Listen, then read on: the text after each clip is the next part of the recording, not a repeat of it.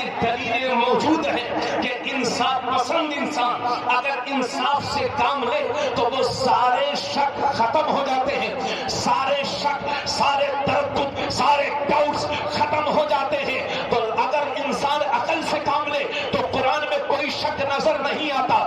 اس لیے مجھے کہنا دو کہ جس طرح سے اندھے کے انکار سے سورج کی روشنی پر کوئی فرق نہیں پڑتا، اسی طرح سے لکھنؤ کے کسی گدھے کے انکار سے قرآن کی عظمت پر کوئی فرق نہیں پڑتا۔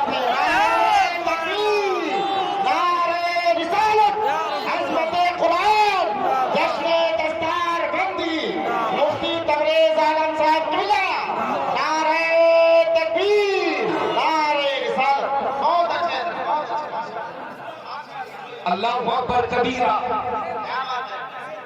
وہ چلے تھے قرآن کو بدلنے، لیکن 1400 سال پہلے میرے نبی نے فرمایا تھا قرآن ہدایت، قرآن جنت میں جانے کا ذریعہ بھی ہے اور جہنم میں جانے کا ذریعہ بھی ہے۔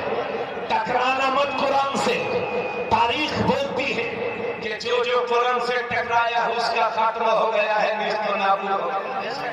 حضرات اور مایوس مت ہونا مسلمان، فکر مت کرنا، یہ ایک تیاگی نہیں، ایک تیاگی نہیں، ہزاروں لاکھوں تیاگی سر پٹک پٹک کے مر جائیں گے، مگر تمہارے قرآن کے کوئی ایک زبر کو مٹا نہیں سکتا، نہ کوئی ایک زیر کو مٹا سکتا ہے۔ حضرات 70 کی دہائی میں پہلی بار بنگال کے ہائی کورٹ میں بنگال کے ایک چندو مت چوپڑا نام کے ایک شخص نے بنگال کی ہائی کورٹ میں ریٹ داخل کی کہ قرآن سے 26 آیتوں کو مٹا دیا جائے، قرآن سے 26 آیتوں کو نکال دیا جائے۔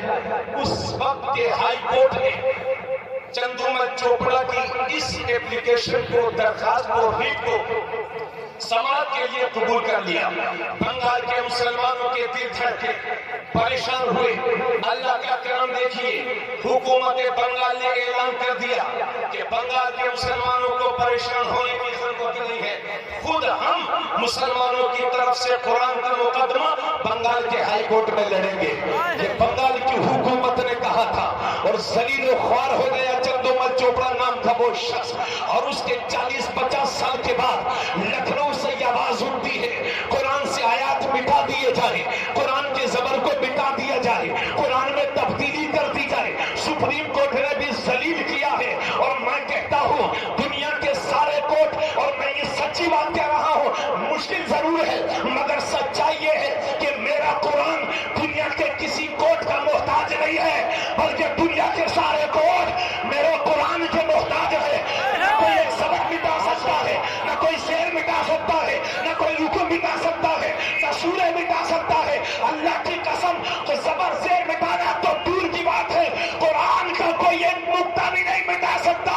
مٹانے والے سر پٹک پٹک کے مر جائیں گے، مگر مسلمان یوں بولتا رہے گا کہ ہے قول محمد، قول خدا، فرمان بدلا جائے گا، بدلے گا زمانہ لاکھ مگر قرآن بدلا جائے گا۔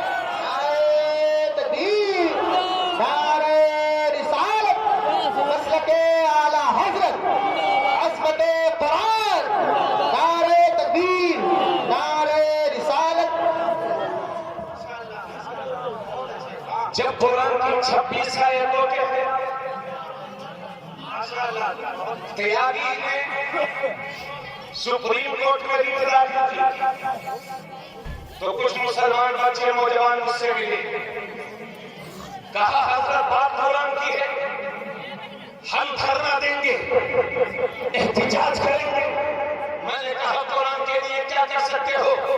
آپ گھبرائیے مت، انشاءاللہ میری گفتگو کو کوئی بھی ایڈوکیٹ وکیل ہائی کورٹ میں چیلنج کورٹ میں نہیں کر سکتا۔ میں سمجھ کے بولتا ہوں، خود پڑھا لکھا ہوں، اس لیے پریشان ہونے کی ضرورت نہیں ہے۔ تھام کے بیٹھیے اور میری بات کو توجہ سے سنیے۔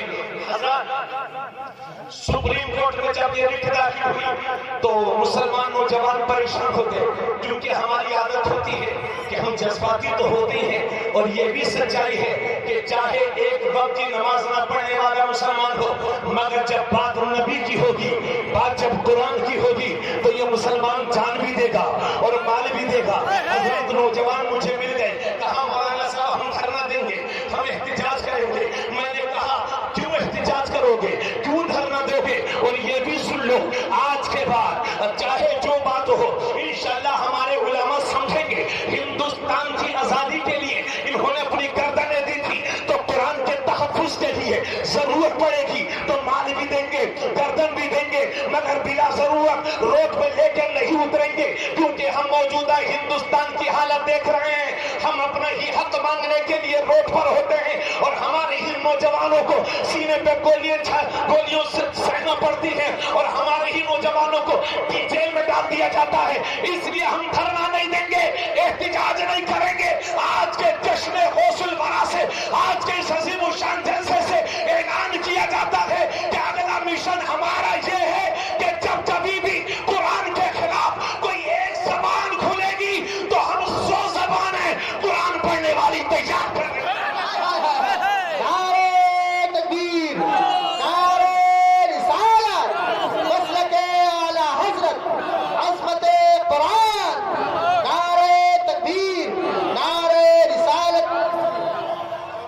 بولی بات اچھی ہے کہ نہیں؟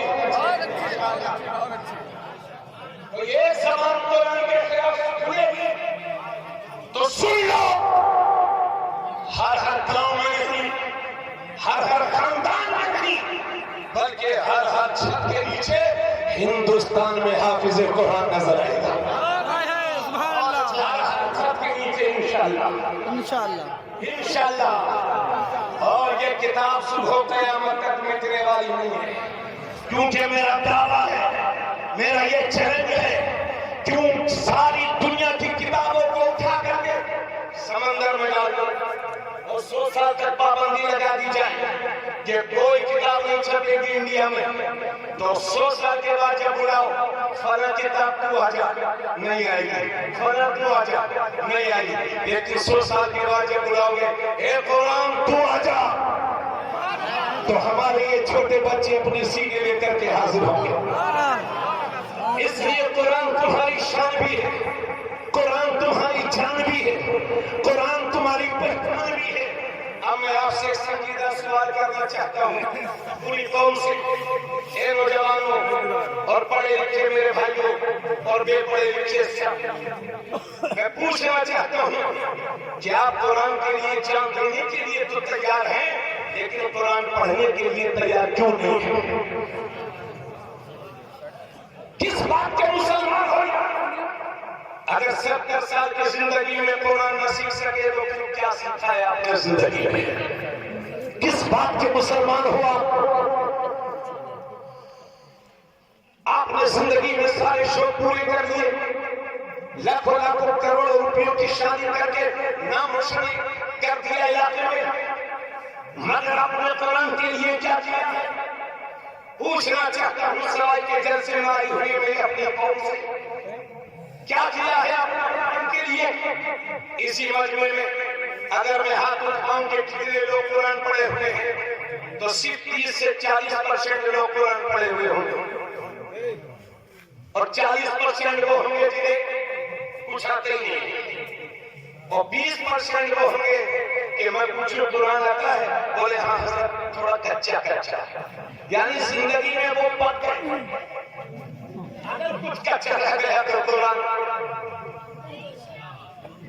ایسا ہی ہے نا، زندگی میں وہ پک گئے، اگر کچھ کچا رہ گیا تو قرآن بیدار کب ہوگے؟ اسی وجہ سے میرے نبی نے ارشاد فرمایا تھا وہ گھر قبرستان کی طرح ہے کہ جس گھر میں قرآن کی تلاوت نہیں ہوتی وہ سینہ ویران گھر کی طرح ہے جس میں کوئی قرآن کی آیت نہیں ہوتی۔ آقا نے فرمایا کہ جس گھر میں صبح کو قرآن کی تلاوت ہوتی ہے اللہ کی رحمت کے فرشتے وہاں پر حاضر ہوتے ہیں۔ ذرا زور سے بولو اور جی لگا کے بولو، پورا مجمع جی لگا کے بولے سبحان اللہ۔ دیکھیے میں ہاتھ نہیں اٹھواتا ہوں مگر آج اٹھواؤں گا آپ سے، یہاں سبھائیں بہت ہو گئی ہیں، بہت دل و جان لگا کے آپ نشن لڑا رہے ہیں، مگر قرآن کے نام پر پورا مجمع بولے محبت سے سبحان اللہ۔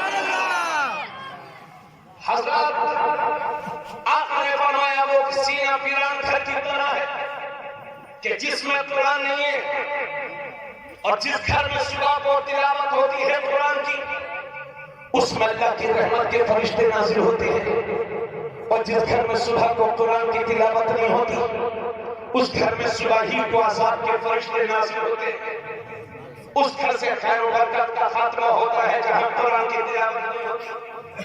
مگر راتوں رات ٹی وی دیکھنے والی یہ قوم، موبائل میں 4 گھنٹے صرف کرنے والی یہ قوم، اس کو کبھی قرآن پڑھنے کی توفیق نہیں ہوتی۔ اب اگر میں کسی کو بچ جاؤں گا، بالکل مجمع شراب ہے، اپنے سیکھے رہے محبت سے، اپنے علمی علماء سے سپورٹ چاہوں گا، آپ ایک شخص یوٹ کر کے یہاں سے نہ جائیں، ورنہ آپ جائیں گے تو کبھی بھی جائیں گے۔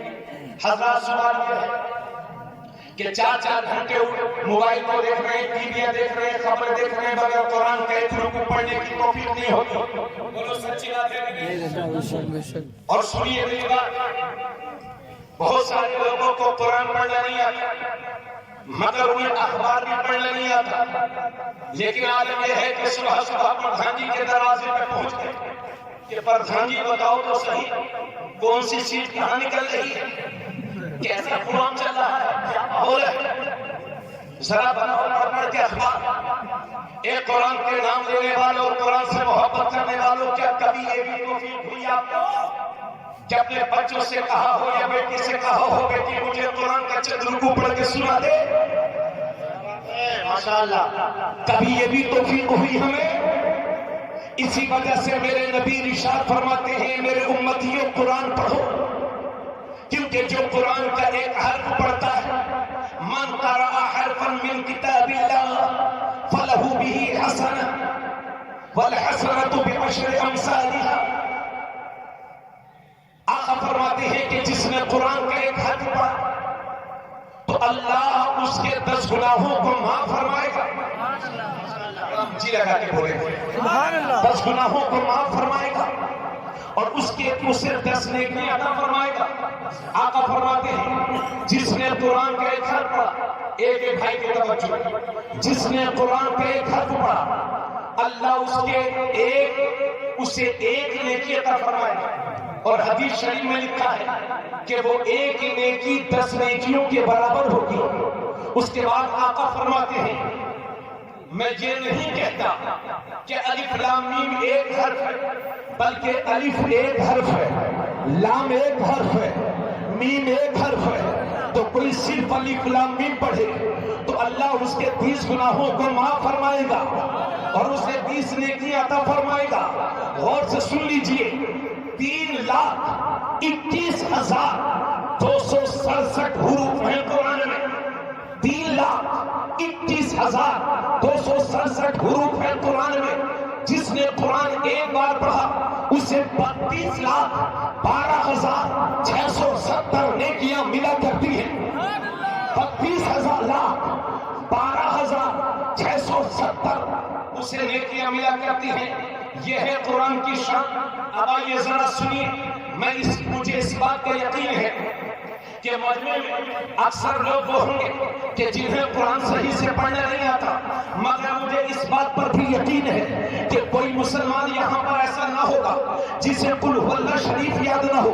قرآن کی ایک چھوٹی سی سورہ ہے جس کا نام ہے قل هو اللہ احد۔ اب آج اس کا ترجمہ بھی سن لو، قل هو اللہ احد۔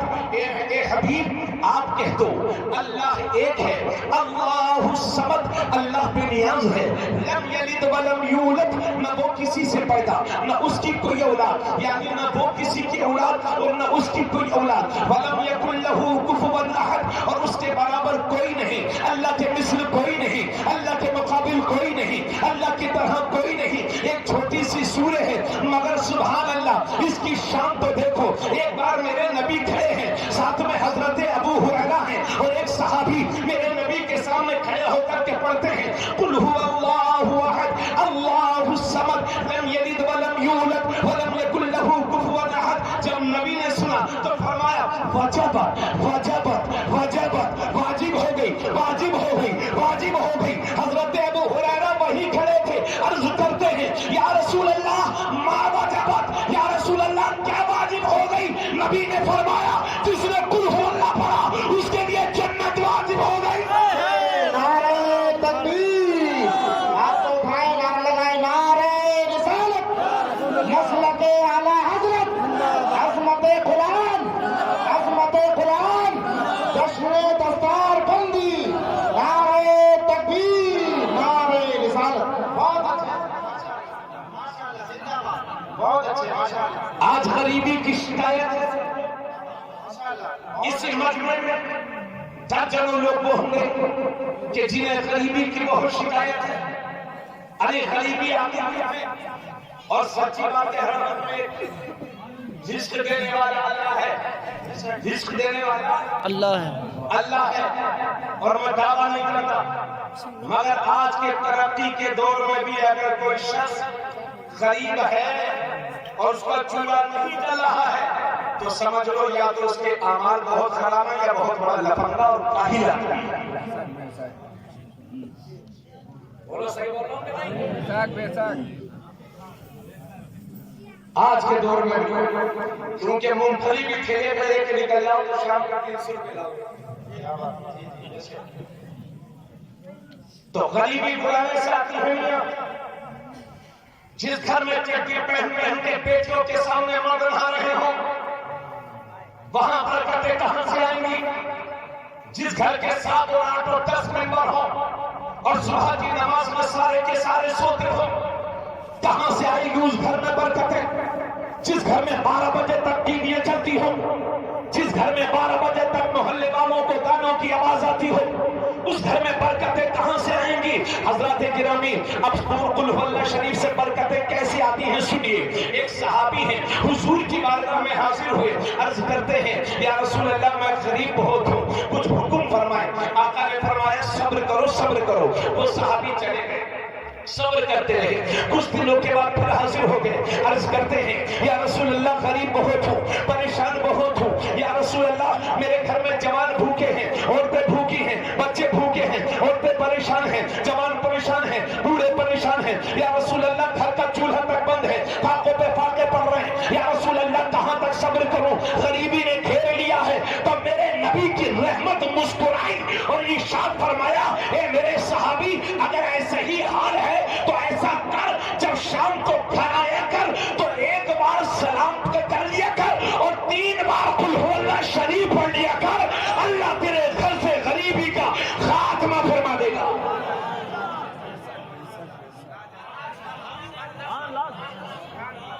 گھر آؤ تو سلام، اب جب گھر جائیے گا تو سلام کیجیے گا، چاہے کوئی سنتا ہو یا نہ سنتا ہو۔ آقا فرماتے ہیں گھر میں داخل ہو تو سلام کرو۔ حضرت انس ہے میرے نبی نے کی خدمت کی ہے 10 سال۔ آقا نے فرمایا بیٹا انس جب اپنے گھر آیا کرو تو سلام کر لیا کرو، کیونکہ سلام کی برکت اللہ تجھے بھی عطا فرمائے گا، تیرے گھر والوں کو بھی عطا فرمائے گا۔ آپ لوگوں کی اجازت ہے تقریر آگے بڑھاؤں؟ جی بڑھائیے۔ تو آپ لوگ بالکل باتیں نہ کریں گے، توجہ سے اپنے بھائی کی ایک ایک بات کو توجہ سے لیجیے گا۔ شیطان آپ کو بھٹکائے گا، چاہے میرے بھائی رات بہت ہو گئی، شیطان آپ کو یہاں سے بھگانے کے چکر میں رہے گا، لیکن شیطان کو لات مارنا ہے، شیطان کو لات مارنے کی عادت ڈال لو ورنہ بہت پریشان ہو جاؤ گے۔ توجہ، تو حضرت انس سے نبی نے فرمایا تھا بیٹا انس جب گھر آیا کرو تو ایک بار سلام کر لیا کرو گھر والوں کو، کیونکہ سلام کی برکتیں اللہ تجھے بھی عطا فرمائے گا، تیرے گھر والوں کو بھی عطا فرمائے گا۔ اور ان سے علماء کی توجہ چاہوں گا، اسی وجہ سے میرے نبی نے ارشاد فرمایا تھا میرے صحابہ جب رات کو سویا کرو تو تہائی قرآن پڑھ کے سویا کرو۔ کتنا؟ تہائی قرآن، تہائی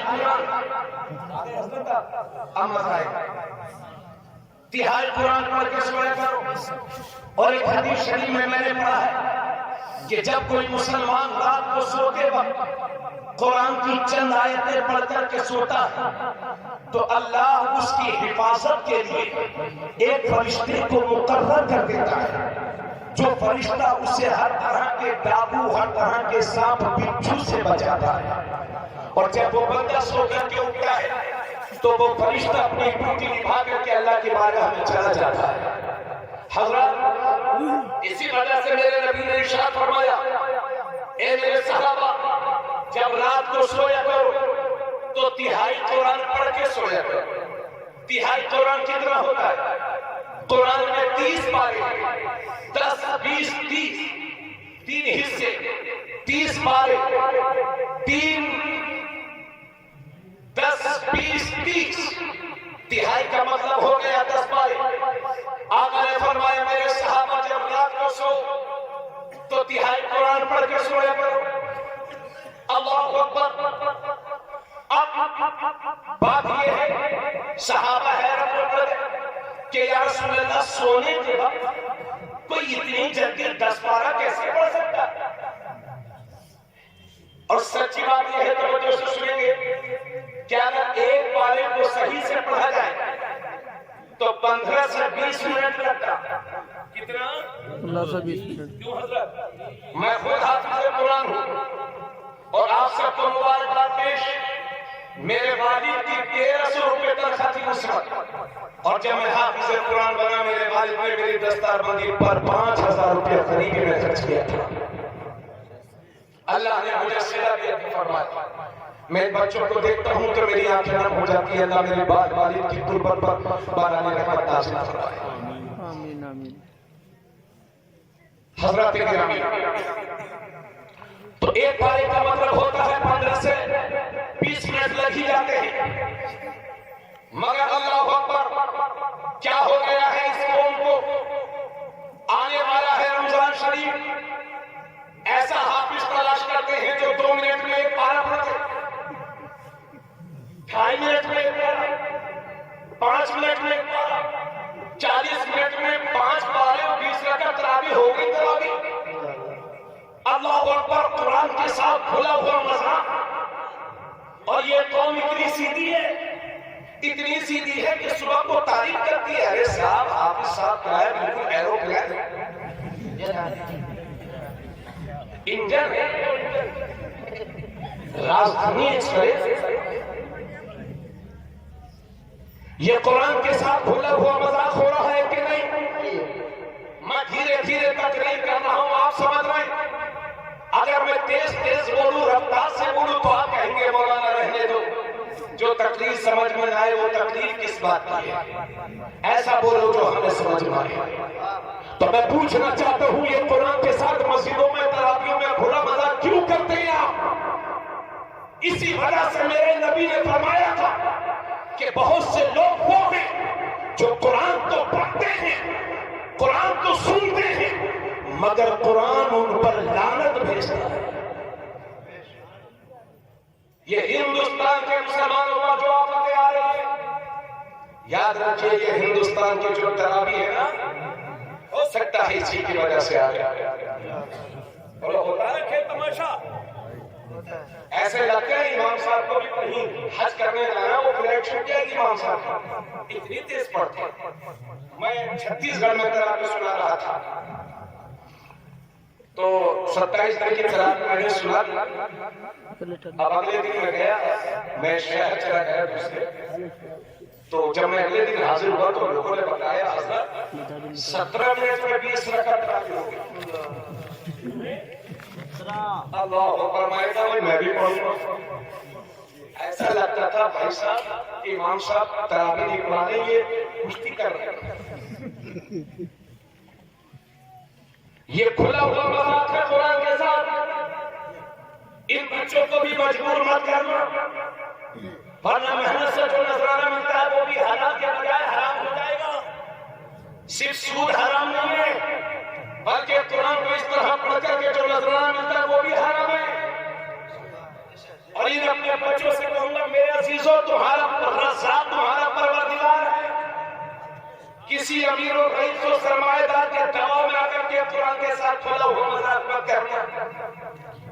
بہترین تراویح پڑھانا، رزاق اللہ ہے، کتنا تمہاری قسمت میں لکھا ہے تمہارے گھر پہنچ جائے گا. ایسے حافظ سے تراویح مت سنو. اور یہ 5 دن کی تراویح کیا ہے؟ دیکھیے 3 قرآن شریف سننا رمضان شریف میں یہ سنت ہے اور 1 قرآن شریف سننا یہ افضل ہے. سمجھ گئے بھائی؟ آپ 3 نہ سنیں، 1 سنیں مگر دھیان سے سنیں. جی اس کی کوشش کریں. تو حضرات بات یہ چل رہی ہے کہ 15 سے 10 منٹ 15 سے 20 منٹ لگتے ہیں ایک بار قل ہو اللہ ایک پارہ پڑھیں. اور آقا فرماتے ہیں جب رات کو سویا کرو تو 3 قرآن پڑھ کے سویا کرو. 3 قرآن کا مطلب ہو گئے 10 پارے. تو اگر صحیح سے 10 پارے پڑھے جائیں تو 2.5 سے 3 گھنٹہ لگتا ہے. اب کوئی سوتے وقت نیند کے نشے میں ہو اتنی جلدی 3 قرآن کیسے پڑھ سکتا ہے؟ صحابہ حیرت میں پڑ گئے. آقا نے فرمایا میرے صحابہ کیا تم سوتے وقت 3 قرآن پڑھ سکتے ہو؟ صحابہ عرض کرتے یا رسول اللہ یہ کیسے ممکن ہے کہ کوئی سوتے وقت 3 قرآن پڑھ لے؟ تو میرے نبی کی رحمت مسکرائی اور آقا نے ارشاد فرمایا سن لو جس نے ایک بار قل هو اللہ شریف پڑھ لیا اللہ اسے 3 قرآن کا ثواب عطا فرمائے.